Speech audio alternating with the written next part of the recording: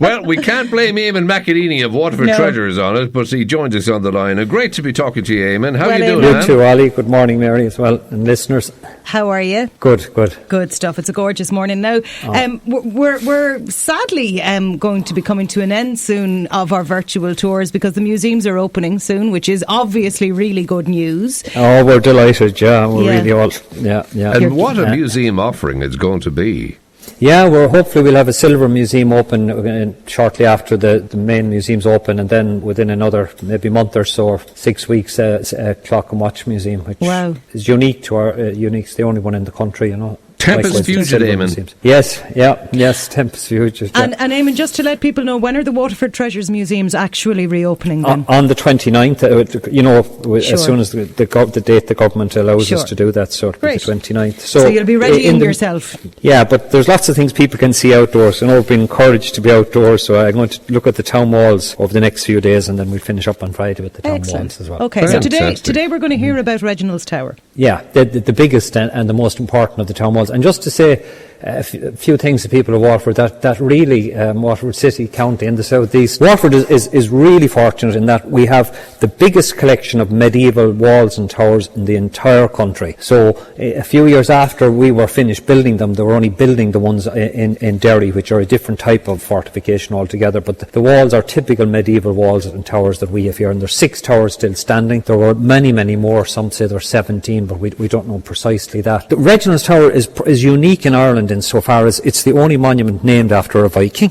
There's no other monument in the country. And secondly, it's the only monument that for 1,000 years has dictated the layout of the city. When you think of it, you come along the quays, and why do you turn? Because you turn around Reginald's Tower to come up the Mall. And the whole layout of our city and the whole future development and, for the next 1,000 years was all on that little point at where the Vikings decided to build a tower. And as I was saying the last day, they were building it not so much to protect the river Suir, which was obviously important, who went up and down. That was part of it. But the other half was, of course, the harbour that was where the Mall is today, because the Johns River used to run through there. So they're protecting their little harbour by this tower. It was built of timber. It's the old name for it. You see it in the old, it's used right up through the Middle Ages. It's called Reginald's Tower in some cases, or sometimes it's called Dundorey, the Fort of Oak. So it was a timber fort. There was some sort of a stone fort there around 1080, because there's a reference in the Irish annals to that. And then we do know that fort or that tower was there when Strongbow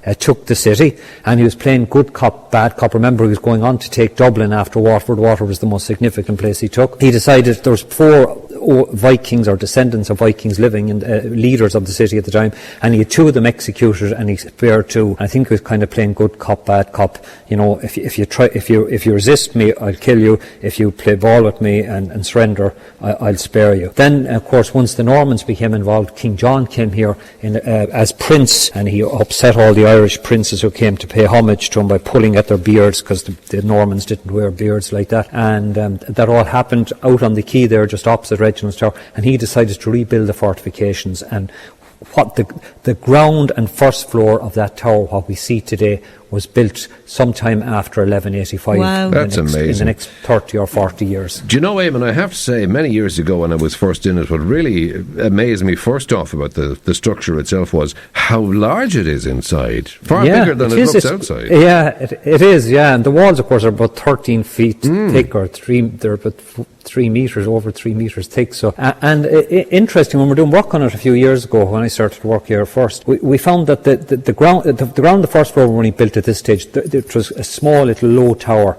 and then it was only in the 15th century that it became a tall tower where they needed artillery. Then, just to move on very quickly, John established a mint there when he was king in 1210, and then his grandson made it a prison for those trying to default the mint, and we think the mint was where in the room under the medieval museum. At that stage it had moved to that stage to where the medieval museum is. Going on, that's in 1280. Going on to 1394, King Richard II came here, and there's an illustration of his men unloading cannonballs, and we know they used Reginald's Tower to store artillery. This is the first imported artillery into Ireland. And 100 years later, we know that was the first artillery siege of an Irish city took place around Reginald's Tower. Okay. So it's, great events of Irish history. It's sometime before 1495, sometime probably about 1460s. They put a mint there also, and also they built the top floors. And if you go inside and you get a guy there will show you, the ground 2 floors had up and down tops on it called crenellations, and you can actually see the mark where they just literally built on top of the present the ground and the first floor, and built an additional 2 floors,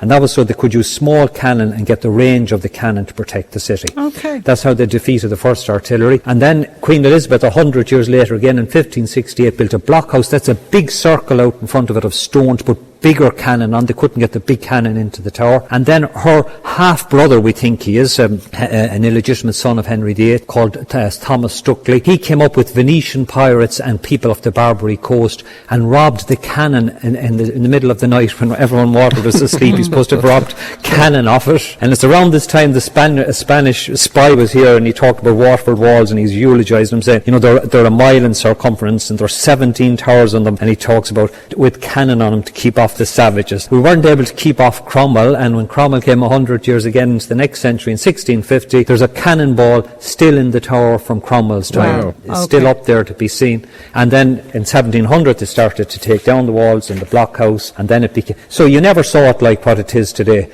just standing out on its own. There's walls, of course, all around, stretching out both sides of it, going up the Mall and down the Quay. And then it became a prison in 1819, and in 1861 it became the home of the High Constable of Waterford, and a descendant of his still lived there in 1954 when it became a museum. Right, okay. So it's a fantastic history. There's no other monument in Ireland has that kind of detailed history about it, with a name, with a Viking name, and whose physical presence in a town or a city completely alters the layout of that city, or determines the layout of that city for 1,000 years, and even up to today. Very proud we are of it, Eamonn. We're bang out of time, Eamonn. But thank listen, you very okay, much. Thanks take care. a million. Bye-bye. Catch you tomorrow. Bye-bye. Bye-bye. Bye-bye.